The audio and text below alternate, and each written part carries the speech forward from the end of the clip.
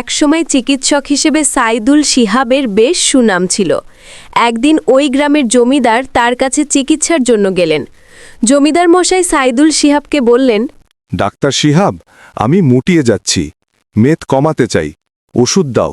Doctor Shihab অনেকক্ষণ ধরে জমিদার মশাইয়ের দিকে তাকিয়ে থেকে বললেন, আমি আপনাকে ওষুধ দেব না। আপনার আয়ু ফুরিয়ে এসেছে, দিন 15-র মধ্যেই আপনি মারা যাবেন। এই কথা শুনে জমিদার মশাই ভয়ে ভাবনায় টলতে টলতে বাড়ি ফিরে বিছানায় শুয়ে পড়লেন।